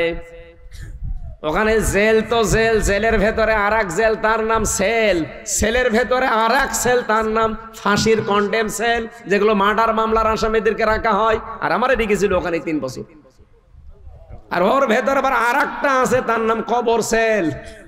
কবরের মতো নড়াচড়াও করতে পারবেন না, ইলিশের মতো থাকা লাগবে, ওর নাম ইলিশ ফাইল। এখানে আসার সময় একটা কারাগার দেখলাম, জেলা কারাগারকে তো অত সমস্যা নেই, আমি জেলা কারাগারও ছিলাম। আমার সে জন্মই হয়েছে কারাগারে থাকতে থাকতে, মনে হচ্ছে যে আমার শ্বশুর বাড়ি ওইটা। আর মনে হয় জীবনে আমার এই বিয়ে হয়েছে যে কয় বছর, শ্বশুর বাড়বো আমি অতদিন যাইনি। আর এবারে বিয়ে করার পর থেকে খালি শ্বশুর বাড়ি। এ কঠিন অবস্থাতে আমারটা বললেই তো আমার ভয় লাগে। আর উনি বলছিল যে ভাই আমি 3 বছরে শোয়া কারে বলে জানি না। দেখতাম মাঝে মাঝে ওই কন্ডেম ছেলে যতটুকু জায়গা হাত পা ছেড়ে দিয়ে 60-65 হয়ে পড়ে আছে। বললাম আরে ভাই আপনি যদি এভাবে থাকেন তা আমি বসবো কোথায়? এমনিতে জায়গা ছোট, একজনেরই হয় না, আপনার 2 জন আমাদেরকে এক জায়গায় দিয়েছে। আর আপনি যেভাবে থাকেন, আমারে তখন শোনাইতো যে হামজা ভাই মানুষ যে শুয়ে থাকে এটা যে কত বড় নিয়ামত, ওরা টের পায় না। তাই আমি জানি। আপনি ভাবতে পারেন 1 দিন 2 দিন 5 দিন পরে ছেড়ে দে না, বছরের পর বছর ব্যারিস্টার আরমান 9 বছর কাটিয়েছে ওইভাবে। আপনি নিজেকে ওই জায়গায় একটু দাঁড় করেন তো কেমন লাগে? আপনি পারবেন? আমি যে অসুস্থ কেন, এই কারণে খাবার দাবারও ঠিক মতো আমি পাইনি। এমন কোন শরীরের 1 ইঞ্চি জায়গা নেই যেখানে জালেমরা টর্চার করে নাই, মাথার চুল থেকে শুরু করে পায়ের তালু পর্যন্ত। এখন অনেকে এখনো পর্যন্ত জালেমের পক্ষে সাফাই গায় যে কি হয়েছে, বুবু চলে গেল, কি হয়েছে তোমার তো সাথে হয়নি, তোমার সাথে যদি এরকম হইতো তুমি টের পেতে। আমি নিজে ভিকটিম, আমি হালকা পাতলা টের পাচ্ছি। আমি এই যে চেয়ারটা সরিয়ে দিয়ে এটা নিয়ে আসলাম কেন, মানে আমার বললাম না পেছনে এমন অবস্থা আমি বসতে পারি না, নরম জায়গা ছাড়া বসলে 2-3 মিনিটের ভেতরে আমার পেছনে ব্যথা করে। এই জন্য বললাম ওই চেয়ার সরিয়ে দেন, এটা দেন যেন একটু বসে থাকা যায়। ও চেয়ারে বসলে আমার 10 মিনিট পর পর ওঠা লাগবে।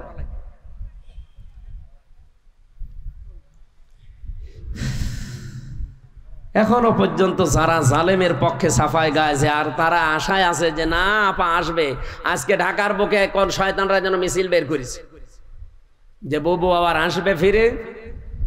এর পরের লাইনটা বললাম না। এদেশের জনগণ যদি আবারও ঘুমিয়ে যায়, সামনে আমার অবস্থা হবে না, 100 বছরে আর সূর্যের আলো দেখতে পারবেন না। আমার ব্যক্তিগত কারো উপরে রাগ নেই, কিন্তু আমি নিজে ভিকটিম, আমি যা পেয়েছি সেটার হালকা বললাম যে এই হচ্ছে অবস্থান ছিল। অথচ যদি সত্য মামলা দিয়ে আমারে শাস্তি দিত আমি কিছু মনে করতাম না, কিচ্ছু জানি না। যে মামলা দিয়েছিল আনসারুল্লাহ বাংলা টিমের প্রধান নাকি আমি, ও ছাতা কি আমি জানি না। আনসারুল্লাহ বাংলা টিম কি ও ছাতা জীবন আমি জানি না। আর আমারে দিয়েছে সারা বাংলাদেশের আমি প্রধান। জঙ্গি নাটক সাজাতো। এই 8.5 মাস হয়ে গেল, বাংলাদেশে কোনো জঙ্গি ধরা পড়েছে? কোন জঙ্গি আছে? সব বানানো, সব ভুয়া। কারণ জঙ্গির নাটক যিনি লিখতো তিনি তো পালিয়েছে, আর যাদেরকে নিয়ে নাটক মন্তস্থ করতো তারা এখন বিভিন্ন জেলায় ছড়িয়ে ছিটিয়ে আছে। সেদিন একটাকে টেকনাফে পেয়েছিলাম, পরে বদলি করে এখানে দিয়েছে, ওর নামে বিভাগীয় মামলা হয়েছে, এখন টেকনাফে আছে চুরি করে। আমারে বলছো হুজুর মাফ করে দিয়ে, বলে মাফ করবো, আমার টাকাগুলো ফেরত দেব, কারণ আমার বাবার কাছ থেকে যত টাকা নিয়েছেন টাকা আগে ফেরত দেবেন, এরপরে মাফ হবে।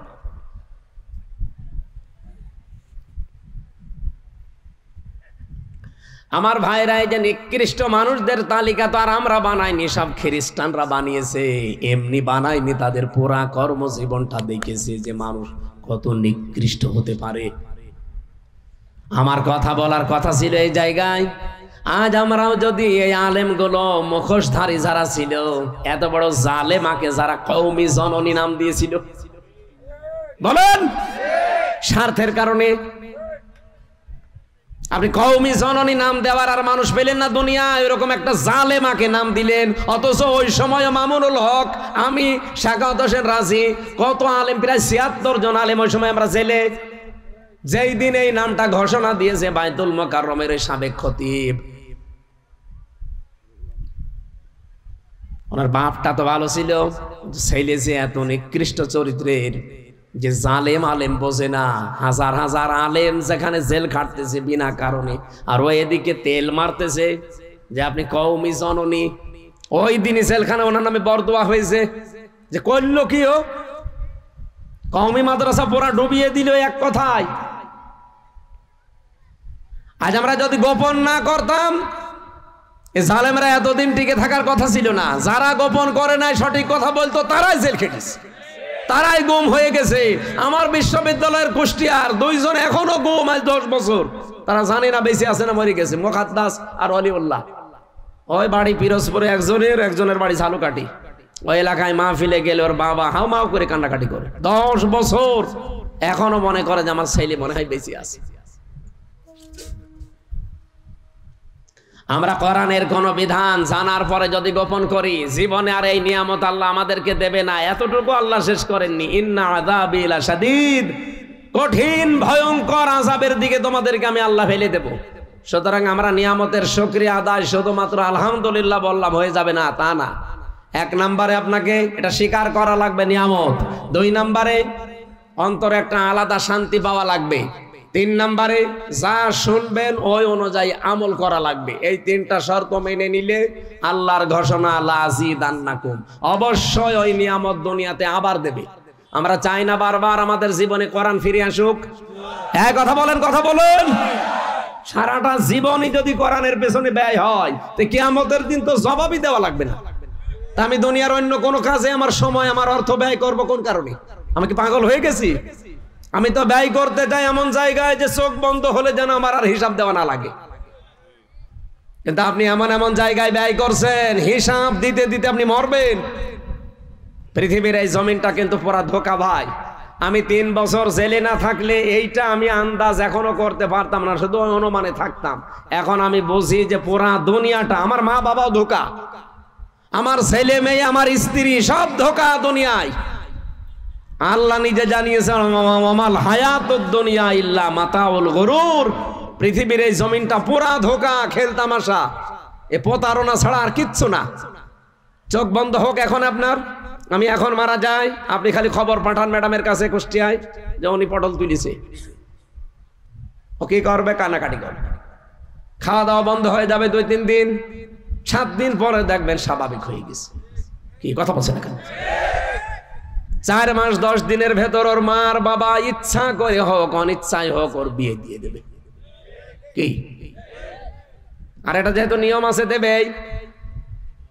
4 মাস 10 দিনের ভেতরে যখন বিয়ে হয়ে যাবে অন্য জায়গায়, মাত্র 7 দিন সংসার করার পরে বলবে, ওর আব্বাকে কল দিয়ে বলবে, আব্বা হামজা তো আর কি ছিল, এখন যেটা পেয়েছি এটা 100 গুণ ভালো। অথচ ওর জন্য আমি করিনি কি, রাত দিন এক করে ফেলেছি। কি কথা বলছে না? আমরা অনেক স্বামী আছি তার স্ত্রীকে খুশি রাখার জন্য, সুখে রাখার জন্য, মা বাবাকে খুশি রাখার জন্য, সুখে রাখার জন্য, সন্তানাদির আখের গোছানোর জন্য অনেক মানুষ আমরা এখন এই পাগলামি করছি যে বাবা শাহজালাল সব হালাল। এরকম মানুষ নেই দেশে? আছে মানে আমরাই, আছে মানে আপনি আলান, এমনকি এখানে এই ভট্ট মিয়া যদি এখন 100 বছর পরে এই কক্সবাজারে আসে, ওনার যে বাড়ি দেখলাম, জান্নাত মনে হয় দ্বিতীয় জান্নাত। এই বাড়িতে 100 বছর পরে উনি আসলে জীবনে ওনারে ঢুকতে দেবে না। কি কথা বললেন না? আমি কি বানিয়ে বলছি? জীবনও না। আমি আমার নিজেরটা বলছি। আমার বাবার নাম রিয়াজউদ্দিন, তার বাবার নাম জাহান আলী, তার বাবার নাম নমাজ আলী। এরপরে আমি আর জানি না। হ্যাঁ, 3 পুরুষের পরে আমার জানি না, আর আমার জানার দরকারও নেই, কারণ আমি তাদের চিনিও না, তাদের নামও জানি না, তাদের জীবনে দেখিও নি। আমি নমাজ আলীকেও দেখিনি, শুধু নাম শুনেছি। আমি আমার জাহান আলী পর্যন্ত চিনি, আমার দাদা, ওই দাদার বাপকে আমি দেখিনি। এবার বলেন তো, এনারে যদি জিজ্ঞাসা করেন ওনার বাবার নাম কি, বলেন। বেলায়েত হোসেন দাদার নাম, তার বাবার নাম আর মনে নেই। আমারও তো 3টা মনে আছে, ওনার 2টো মনে আছে। এখন ওই হাসমত আলী ওনার হচ্ছে দাদা, হাসমতের বাবা যিনি, তিনি যদি এখন ফিরে এসে বলে এই কক্সবাজারের এই ভিটা আমার, এই বাড়ি আমার, ঢুকতে দেবে?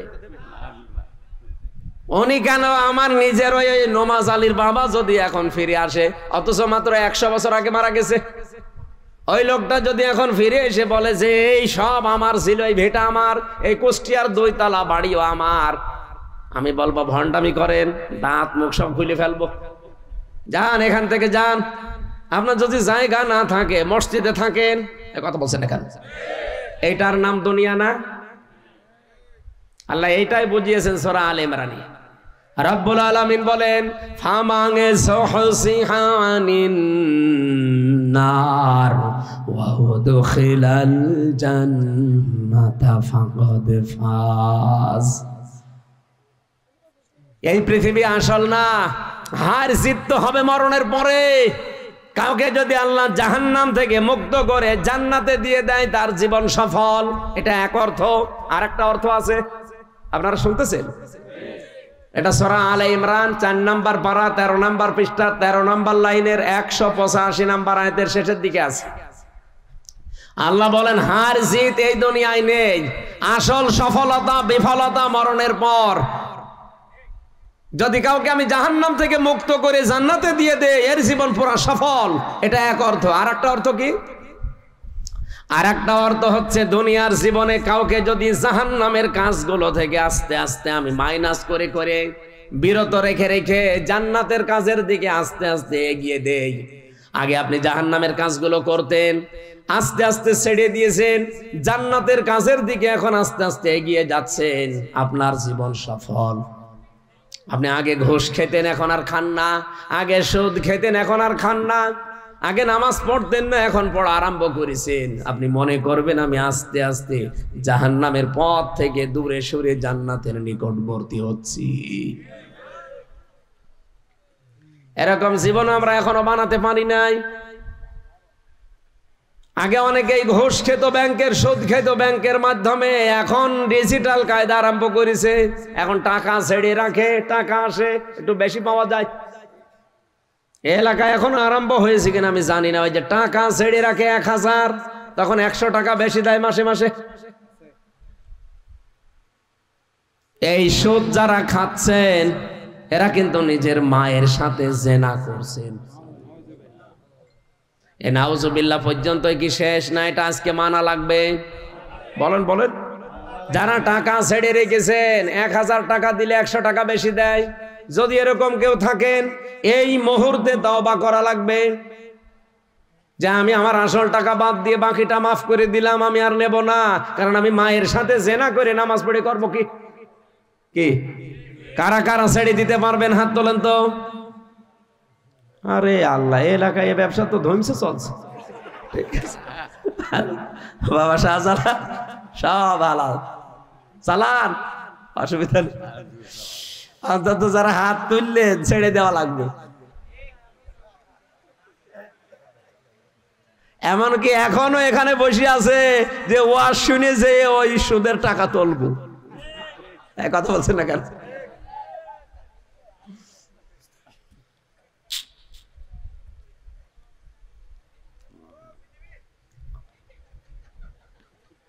আপনাদের এলাকায় আসলে আমার একটু ভালো লাগে, কারণ এই এলাকার ভাষা আমি বুঝি না, তো আপনারা গালি দিলেও আমার মনে হয় দোয়া করছেন। আর আমিও এই চকরিয়া এসেছিলাম একবার, জেল থেকে বের হওয়ার পরে হজে গিয়েছিলাম ওমরা থেকে এসেই বিমানবন্দর থেকে ওরা আমার টান দিয়ে নিয়ে আসলো মাহফিলে। ওই যে বাটি একজন ছিল না, বাটি জাফর, আল্লাহর এই বান্দা, উনি প্রধান অতিথি, উনি আমার পাশে বসে আছে, বসে হুজুর দোয়া করে।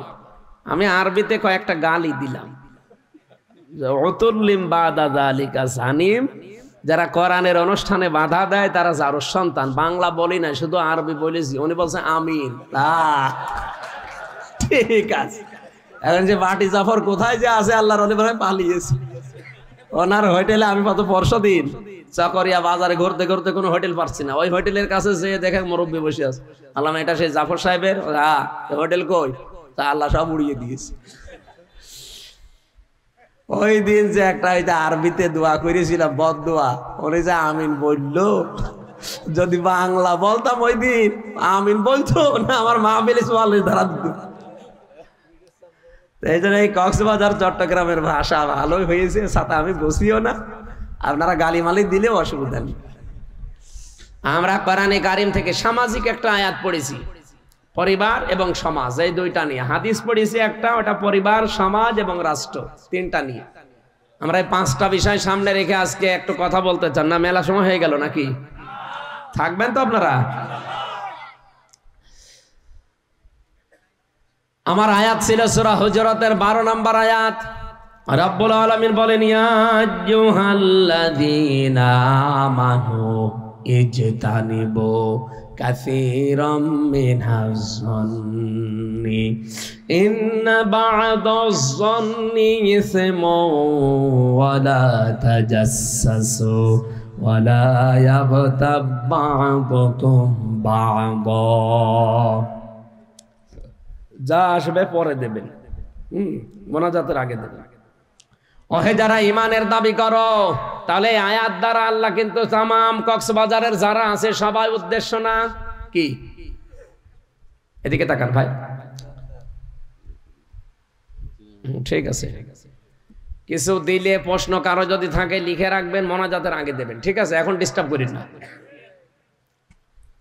আজকের যে আয়াত, এটা কিন্তু বাংলাদেশে সবার জন্য না, এমনকি এই কক্সবাজারে যারা বাস করেন সবার জন্য না। আজকে আমি যে চুল কেটে আসলাম, যিনি আমার চুল কেটে দিচ্ছিল, ওর বুকের ওপরে একটা মালা দেখে আমি টের পেয়েছি যে দাদা, তার মানে ওনার জন্য আজকের আয়াত না, ওনার তো ইমানই নেই। কি কথা বলেন না কেন? ওই যে নীলগিরি, কক্সবাজারে যে সমুদ্র সৈকতের আগে নীলগিরি যেটা আছে, ওই জায়গায় চুল কাটিয়েছিলাম, এমন ভাবে কেটে দিয়েছে টুপি খোলা যাচ্ছে না। এমনি আমার শরীরে মাংস নেই, জালেমরা সব শেষ করে দিয়েছে, চুল একটু ছিল যাক লাগতো, এমন কাটা কেটেছে বাটি 60, আমার একদম বাটি করে দিয়েছে ওই বাটি। আজকে যেহেতু আয়াতটা সবার জন্য না, এই জন্য সবাই এখানে শোনার দরকার নেই। এই আয়াতটা শুধুমাত্র কাদের জন্য? ইমানদার। বলেন বলেন, ইমান আমাদের আছে তো? ওই যে ইমানের সংজ্ঞা বললাম, ভালো কাজ দেখলে আনন্দ লাগবে, অন্যায় দেখলেই ভেতর থেকে একটা বাধা আসবে। আল্লাহ এরকম ইমানদারকে ডাক দিয়ে বললেন, ইজতানিবু, বেঁচে থাকবা। তুমি একা একা না, সবাই মিলে, বহু বছর, ইজতানিবু, তোমরা সবাই মিলে বেঁচে থাকবা। ইন্না কাসীরাম মিনাজ-যন্নি, অধিকাংশ ধারণা করা থেকে। আজ বাংলাদেশে ধারণা নেই, আসতে বলে। জামাত ইসলামের একজন নেতা ডক্টর শফিকুল ইসলাম মাসুদ হাফিজাহুল্লাহ, উনি কয়েকদিন আগে একটা গাড়িতে, ওই যে পাঞ্জাবি সব, আপনাদের এই কক্সবাজারের নিয়ামতুল্লাহ নিজামী নামে একটা ছেলে ব্যবসা করে, পাঞ্জাবির ব্যবসা। এই পাঞ্জাবি সব অনেকটা গাড়ি নিয়েছে, ওই গাড়িতে নাকি ভাই ঘুরছিল। এইটা নিয়ে দেখলাম তার পরের দিন তোলপাড় চলছে যে স্মার্ট গ্রুপের কাছ থেকে জামাত ইসলাম টাকা পয়সা খেয়ে। এটা একটা কথা বলল, কোথায় স্মার্ট গ্রুপ আর কোথায় স্মার্ট পাঞ্জাবি? আপনি সঠিকভাবে কোনো তথ্য না জেনে আন্দাজে এক ধারণা করলেন, এটার দ্বারা কত ক্ষতি হয়ে গেল আপনার জীবনে জানেন?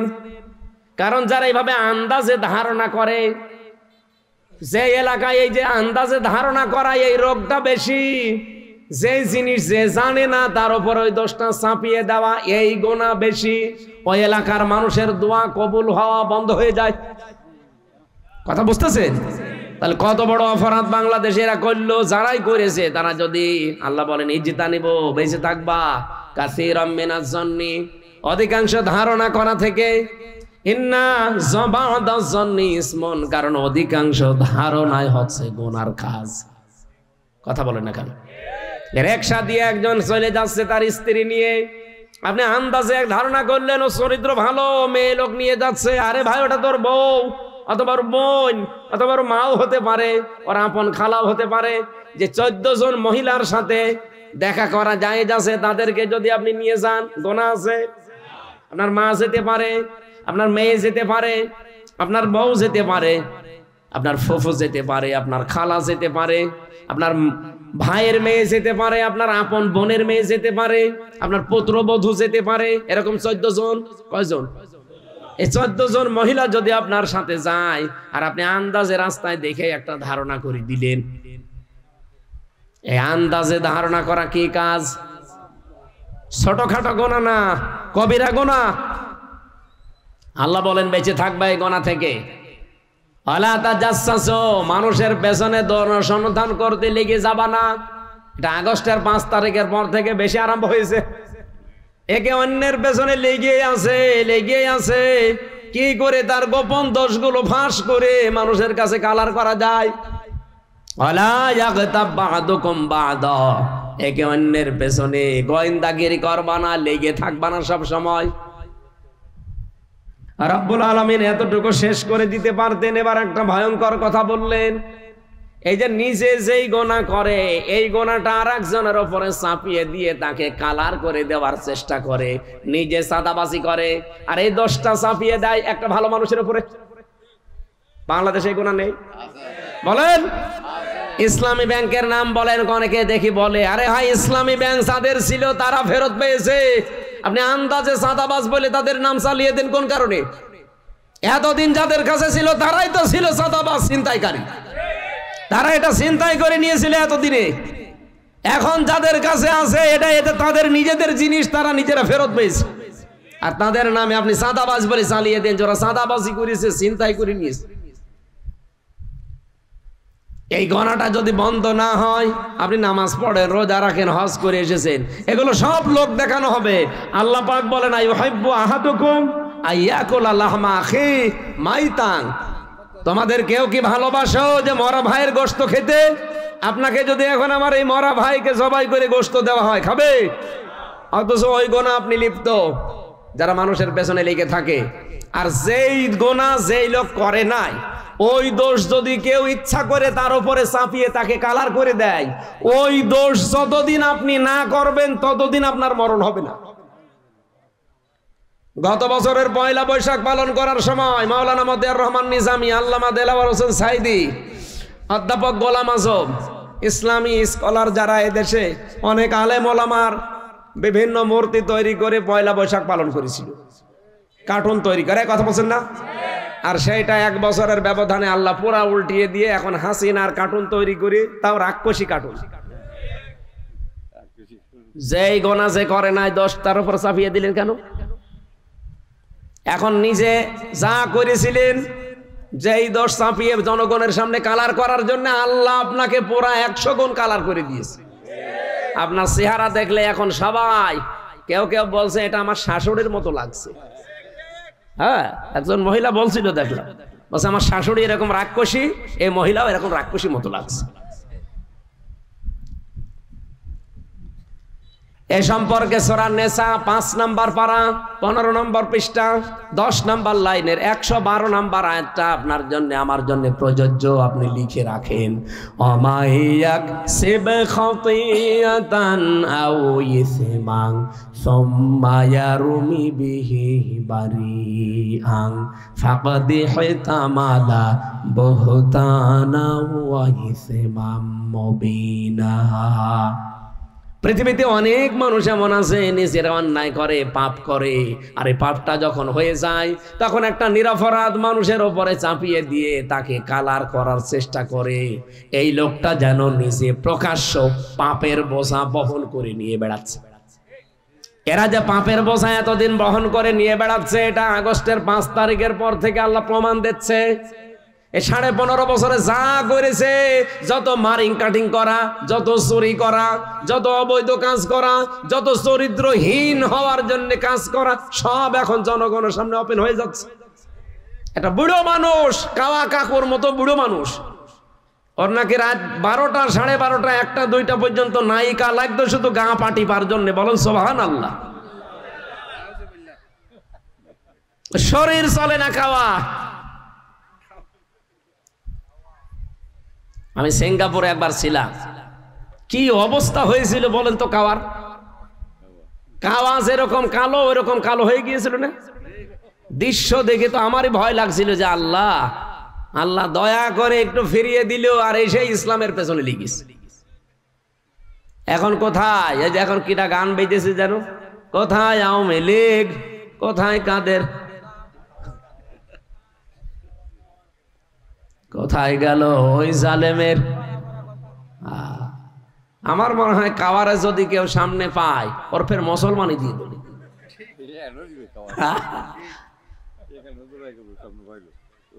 যা যা চরিত্র সব এখন তো হালকা পাতলা একটু দেখা যাচ্ছে, গভীরেরটা তো আমরা অনেকে জানি না। মানুষ এত নিচে নামে কি করি? তার মেয়ের বয়সী মেয়েদেরকে নিয়ে আনন্দ ফুর্তি করে, আপনার স্ত্রী নেই। আর বাকি অর্থনৈতিক বিষয়গুলো তো বললামই না। এক একজনের বাড়ি ছিল 620টা। সেদিন মালয়েশিয়া ছিলাম, সিঙ্গাপুর, মালয়েশিয়া, থাইল্যান্ড দেশগুলো ঘুরছিলাম। যেখানে উঠি হোটেলে দেখি এক শয়তান নিচে বসে বসে চা খাচ্ছে। কি গো হুজুর, আমি আগেই পালিস। আগেই পালালেন কেন? আপনার না 620টা বাড়ি, একটা বাড়িতেও তো থাকতে পারেন না। এখন পালিয়েছেন, হোটেলে থাকেন, কয়দিন থাকবেন? একটা জীবন হইল। ওই দেশে ওরা সাহেব পাড়া বানিয়েছে, লন্ডনে বানিয়েছে, কানাডায় বানিয়েছে, বেগম পাড়া লন্ডনে। থাকতে পারে না, থাকে হোটেলে। আর এক একটা হোটেলের ভাড়া কি! যে কয় শয়তানকে দেখলাম একটাও শান্তিতে নেই। বলছো হুজুর দোয়া করি, দোয়া তোর জন্য দোয়া বের হবে। দেশের টাকাগুলো সব পাচার করে করে, ওই টাকাগুলো বাংলাদেশে যদি থাকতো, বাংলাদেশের 35 লাখ যুবক বেকার। এই মানুষগুলো বাইরের দেশে এসে রুটি বানায়, ঘর ঝাড়ু দেয়, রাস্তা পরিষ্কার করে, পায়খানা সাফ করে। আমি নিজে দেখেছি। এরা যে ওই দেশে ওই কাজ করা লাগতো না, এই দেশে সম্মানজনক একটা কর্মজীবন নিয়ে টিকে থাকতে পারতো। এই শয়তানরা যত টাকা পাচার করেছে, আমি একটা হিসাব করলাম সেদিন ইন্টারনেট দেখে, যত টাকা পাচার হয়েছে 15.5 বছরে, বাংলাদেশের 4 বছরের বাজেট দেওয়া সম্ভব। 4 বছর যদি এই দেশ কিচ্ছু না করে, শুধু বসে বসে খায়, তাও এই দেশ চলতে পারবে। এত টাকা পাচার হয়েছে। সুতরাং এই ধারণায় আন্দাজে ধারণা করা থেকে আজকে থেকে বেঁচে থাকা লাগবে। শুধু বেঁচে থাকবো না, ঘৃণা করে ছেড়ে দেব। যেখানে গেবদ হবে, মেয়েদের ভেতরে এটা বেশি হয়। এক জায়গায় বসলে শুধু গেবদ, পরনিন্দা, পরচর্চা করা, এটা বন্ধ করা লাগবে। দরকার হয় চুপ থাকবেন, মাংসমাতা না যা, কথাবার্তারা যদি প্রয়োজন না হয় বলবেন না। আন্দাজে বকতে বকতে এমন বেশি কথা বলে। নবীজিকে প্রশ্ন করলেন সাহাবী, আমি যদি আল্লাহর তাকওয়া, ভয় এটা অর্জন করি, কি আমি পাবো? নবীজি বলেন, ফাইন্নাহু আজিয়ানু লিআমরিকা কুল্লিহি। পৃথিবীর যত কাজ আছে, সব কাজের ভেতরে আল্লাহ দেখবেন তোমাকে একটা সৌন্দর্য দিয়ে দেবে। তোমার কাজ দেখলেই পৃথিবীর মানুষ বুঝবে না এটা অন্য ধরনের মানুষ। আল্লাহ এই যে আদেশটা, উপদেশটা আবু যরকেই দিয়েছিল নবীজি, না আমরাও আছি? আমরা আছি না? এই উপদেশগুলো জীবনে আমরা যেন মেনে চলতে পারি। সম্মানিত ভাইরা, চট্টগ্রাম শহরে একটা অনুষ্ঠান আছে রাত 12টায়, এখন বাজে 11:05। আমি মেয়েদের জীবন নিয়ে জেলখানায় বসে বসে ওদের খুব কষ্ট দিয়েছিল, তারপরেও চুরি চুরি করে লিখেছিলাম। 2টা বই আমার লিখিত আছে। একটা হচ্ছে দাম্পত্য জীবনের কলহ এবং তার সমাধান, এবং আদর্শ নারী। মেয়েদের কয়জন মানুষ পৃথিবীতে আদর্শ হবে, মেয়েকে আর বউকে পড়াবেন। ওই যে সাদা গাড়ি আছে, কয়েকটা পিস আছে, আপনারা শিক্ষিত মানুষরা নিয়ে যেয়ে ওদেরকে পড়াবেন। মেয়েদের জন্য একটা আছে, ছেলেদের জন্য একটা আছে। আমি আগামীতে আবার এই চট্টগ্রাম কক্সবাজার যদি আসি, একটা মাহফিল রাখবেন। আজকে ডবল হওয়ার কারণে একটু চাপ হয়ে গেছে। ওখানে শামসুল ইসলাম সাহেব, এরপরে শাহজাহান সাহেব বসে আছে, আমার এখন যাওয়া লাগবে। আমি আজকের মতো মাপ চেয়ে নিয়ে দোয়া করে শেষ করে দিচ্ছি। বইটা যাওয়ার সময় নিয়ে যান, আল্লাহুম্মা আমিন। লা ইলাহা ইল্লা আনতা সুবহানাকা ইন্নী কুনতু মিনাজ জালিমিন। রব্বুল আলামিন, সারা জীবন অপরাধ করে জীবনটা নষ্ট করে ফেলেছি। হাত ওঠায় কথা বলবো ভয় করে, লজ্জা করে। জীবনের অপরাধের দিকে তাকালে গোনা ছাড়া কিছুই দেখা যায় না। আমাদের জীবনের অপরাধের দিকে তাকিও না, তোমার রহমতের দিকে তাকাও। জিন্দেগীর গোনাগুলো মাফ করে দাও। সওয়াব যদি দিয়েই থাকো আজকের আয়োজনে, বিশ্ব নবীর রওজায় পৌঁছিয়ে দাও। যত মানুষ আদম থেকে পর্যন্ত কবরে আছে, জান্নাতুল ফেরদাউস দিয়ে দাও। বিশেষ করে আজকের মাহফিল যাদের স্মরণে আল্লাহ তাআলা ডাক্তার বেলায়েত হোসেন, তোমার গোলামকে কবরে তুমি জান্নাতুল ফেরদাউস দিয়ে দাও। তার স্ত্রীও কবরে আছে, আল্লাহ তুমি তাকেও মাফ করে দাও। তার সন্তান, সুযোগ্য সন্তান হাত তুলেছে, লিয়াকত আলী, আল্লাহ আমার এই ভট্ট ভাইয়ের মোনাজাত কবুল করো। তোমার নবী জানিয়েছে, সন্তান যদি হাত তোলে ওই মোনাজাত নাকি তুমি ফেরত দাও। সন্তানের চোখের দিকে তাকাও, মুখের দিকে তাকাও, কাকতি মিনতি করে মা বাবার জন্য দোয়া করছে। আমাদের সবার দোয়া যদি কবুল না হয়, তার সন্তানের দিকে তাকিয়ে তাদেরকে কবরে জান্নাত দিয়ে দাও। জীবনে বহু ভালো ভালো কাজ তারা করেছে, কাজগুলো কবুল করো। শয়তানের ধোঁকায় যদি অন্যায় কিছু করে থাকে, আল্লাহ তুমি নিজ গুণে কবুল করে মাফ করে নাও। মাহফিলের সম্মানিত সভাপতি আমার ভট্ট ভাইকে মঞ্জুর করো। তার স্ত্রী সন্তান যেগুলো দিয়েছে সহি সালামতে রাখো। তার ব্যবসা বাণিজ্য বাড়ি ঘর যেগুলো দুনিয়াতে বসবাস করার জন্য আছে, আল্লাহ তুমি বাইতুস সালাম বানিয়ে দাও। আজকের মাহফিলের প্রধান অতিথি আমাদের সাবেক মেয়র, আল্লাহ তোমার এই গোলামের উপর রহমত নাসিল করো। তার মা বাবাকেও মাফ করে দাও। যত আলেমরা এখানে কথা বলেছে, আলেমদের কথাগুলো আমল করার তৌফিক দাও। এই কক্সবাজারে যারা ব্যবসা বাণিজ্য করে, আল্লাহ এদের হালাল রুজিতে বরকত দিয়ে দাও। সম্মানিতা মা বোনদেরকে খাদিজার মতো, আয়েশার মতো বানিয়ে দাও। যতটুকুই শুনেছি, যেভাবে আরম্ভ করেছিলাম, এখনো কয়েক ঘন্টা বললেও তোমার বান্দা বান্দিরা চলে যেত না। আল্লাহ তাআলা চাতক পাখির মতো এত আগ্রহ যাদের কোরআন শুনতে, কোরআন বুঝতে, এদেরকে ওমরের মতো বানিয়ে দাও। 3টা বছর জালেমরা আমার শরীরটাই নষ্ট করে দিয়েছে, আমার কণ্ঠটাও নষ্ট হয়ে গেছে। আল্লাহ দোয়া করছি, আমার শরীর আর কণ্ঠটা আগের মতো ফিরিয়ে দাও। কোরআনের হক কথাগুলো বলার যে যোগ্যতা, যে কণ্ঠ দরকার, আল্লাহ তুমি আমাকে ভিক্ষা দাও। এলাকায় মাটির নিচে যত মানুষ ঘুমিয়ে আছে, কোরআনের ইজ্জত এদের মাফ করো। আমার আমিন ভাই, তার মা অসুস্থ, আল্লাহ তুমি শেফায়ে কামেলা জেলা দাও। বারাকাল্লাহু লানা ওয়া লাকুম ফিল কোরআনিল আযীম। যত স্বেচ্ছাসেবক আজকে কাজ করেছে, এদেরকে যে মা পেটে নিয়েছে, মায়ের পেট তুমি ধন্য বানিয়ে দাও।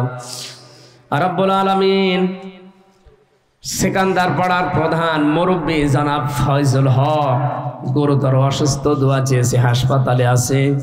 শেফায়ে কামেলা আজেলা নসিব করো। মুসাফিরের দোয়া তোমার নবী বলেছে তুমি ফেরত দাও না। আমি গুনাহগার হতে পারি, আমি তো মুসাফির। মেহেরবানি করে আমরা যা বলেছি, আল্লাহ এই কথাগুলো আমল করার সুযোগ দাও। মরণ আসলেই যেন জীবনের শেষ কথা বলতে পারি, লা ইলাহা ইল্লাল্লাহু মুহাম্মাদুর রাসূলুল্লাহ।